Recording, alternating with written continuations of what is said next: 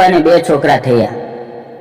તે બંને છોકરાને ચંપાના પતિ એટલે કે ભરતે દફનાવી દીધા. જ્યારે ચંપા પોતાના પતિને પૂછતી તો તેનો પતિ એવું કહેતો કે તે 2 જાન બચ્ચાને જન્મ આપ્યો હતો. પરંતુ જ્યારે બચ્ચું જન્મ લેતું ત્યારે ચંપા પોતાના બચ્ચાનો રડવાનો અવાજ સાંભળતી.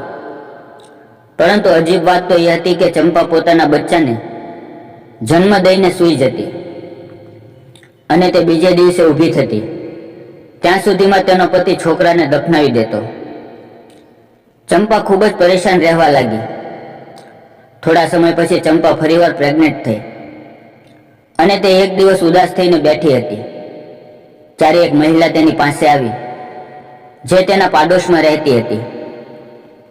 તેણે તેને કહ્યું કે તારા પતિની પહેલી પત્ની હતી તેને પણ 4 મરેલા બાળકોને જન્મ આપ્યો હતો અને તે પણ કહેતી હતી કે તેણે તેના બાળકોની રડવાની અવાજ સાંભળી હતી, પરંતુ તેનો પતિ તેની એક પણ વાત નહોતો સાંભળતો અને તારી વાત સાંભળવા માટે ભરત તૈયાર જ નથી. મને તો ખૂબ જ નવાઈ લાગે છે કે તારી સાથે પણ આવું જ થઈ રહ્યું છે. તો પણ એમ જ કહે છે કે તે જીવતા છોકરાને જન્મ દીધો હતો. પાડોશમાં આવેલી મહિલાને ગયા પછી ચંપાને ખૂબ જ ચિંતા થવા લાગી. પછી ચંપા બેગની અંદર પોતાના કપડાં લીધા અને ઘરેથી નીકળી ગઈ.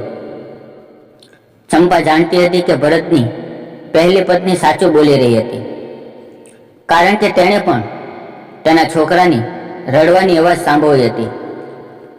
ચંપાને હવે ડર લાગવા લાગ્યો. તેનો પતિ આવું શા માટે કરી રહ્યો હતો? ચંપા પોતાની સહેલીના ઘરે જતી રહી. તે ઘરે એકલી રહેતી હતી અને તેની સહેલી જોબ કરતી હતી. ચંપાએ પોતાની સહેલીને બધું જ જણાવ્યું.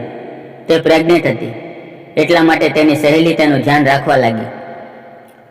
એક દિવસ ચંપા પોતાની સહેલી સાથે હોસ્પિટલ ગઈ. ટેસ્ટ કરાયો. ડોક્ટરે ચંપાનું અલ્ટ્રાસાઉન્ડ કર્યું તો ડોક્ટરના હોશ ઉડી ગયા. ચંપાને ત્યાં જ છોડીને ડોક્ટર દોડીને બહાર જતી રહી. ચંપા પોતાની સહેલીને વિચિત્ર નજરે જોઈ રહી હતી.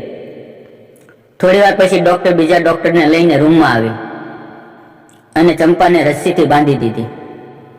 ચંપા ડરને લીધે કાપવા લાગી.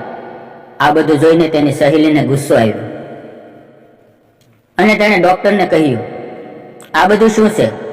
તમે તેને શા માટે બાંધો છો? ત્યારે ડોક્ટરે કહ્યું, અમે આ બધું તારી સહેલીની સેફટી માટે કરી રહ્યા છીએ, કારણ કે તેના પેટમાં અડધું ઇન્સાનનું બચ્ચું અને અડધું જાનવરનું બચ્ચું છે. આવું બચ્ચું જન્મ ન લેવું જોઈએ. જો આ બચ્ચું જન્મ લેશે તો ગજબ થઈ જશે. એટલા માટે આ બચ્ચાને મારવું પડશે.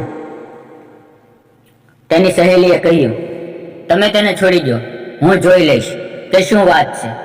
ચંપાએ કહ્યું, હું મારા પતિ પાસે જવા માંગુ છું. મને તે જ બતાવશે કે ખરેખર સત્ય વાત શું છે.